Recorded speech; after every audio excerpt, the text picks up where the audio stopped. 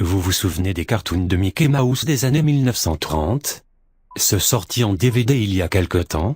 Il y en a un qui n'est jamais sorti, même pour le plus hardcore des fans de Disney. D'après les sources, c'est rien de spécial. C'est juste une boucle continue de Mickey qui marche dans le même genre que les pierres à feu, qui durent de 3 minutes avant de faire un fondu au noir.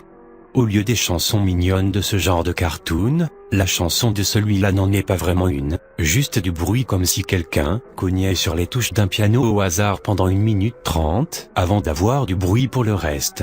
Ce n'est pas le bon vieux joyeux Mickey qu'on aime, non plus. Mickey ne danse pas, ne sourit même pas, il marche comme vous et moi, avec une expression normale au visage, mais pour une raison inconnue, il tourne sa tête de droite à gauche.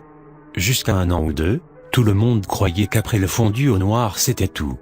Quand Léonard Maltin révisait le cartoon pour l'inclure dans la série complète, il a décidé que c'était trop pourri à mettre en DVD, mais voulait tout de même une copie digitale, car c'était malgré tout une création de Walt. Quand il a fini de le numériser, il remarqua quelque chose. Le cartoon faisait en fait 9 minutes et 4 secondes. Voici ce que ma source m'a envoyé, en entier. Après la coupure au noir, ça reste ainsi jusqu'à la 6e minute, avant de revenir sur Mickey marchant. Le son était différent. C'était un murmure. Ce n'était pas un langage, mais plutôt un pleur étranglé. Alors que le bruit devenait de plus en plus fort et confus à la minute suivante, l'image commença à devenir bizarre.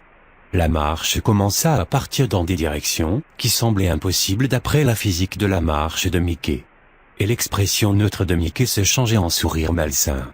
À la 7e minute, le murmure se transforme en un hurlement horrible, le genre qui fait mal à entendre, et l'image devenait de plus en plus obscure. Des couleurs apparaissent alors que c'était impossible à l'époque. Le visage de Mickey commence à tomber en morceaux. Ses yeux roulent au bas de son menton, comme 2 billes dans un bol, et son sourire incurvé se déplace en haut à gauche de sa tête. Les buildings semblaient flotter en l'air et la marche était toujours impossible à imaginer comme ça, inconcevable pour ce que nous, humains, savons de la marche. Monsieur Maltin s'est senti mal et a quitté la salle, envoyant un employé pour finir la vidéo et prendre des notes sur tout ce qui se passe jusqu'à la dernière seconde, et a immédiatement mis le disque du cartoon sous clé dans un coffre.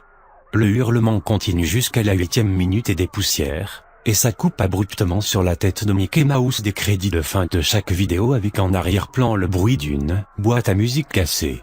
Il reste plus que 30 secondes à ce stade, et peu importe ce qu'il y a après, je n'ai pas pu avoir plus d'informations.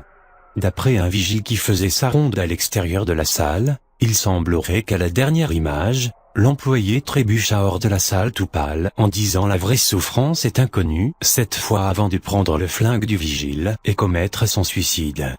L'info que j'ai pu avoir de Léonard Maltin était que la dernière image était une page en russe qui disait vaguement le spectacle de l'enfer ramène ses voyeurs là-bas. À ce que je sais, personne ne l'a vu à part lui, mais plusieurs employés de Disney ont tenté de s'approprier la vidéo sur Rapichart. Tous ont rapidement arrêté leur emploi. Si vous trouvez ce film, ne le regardez pas.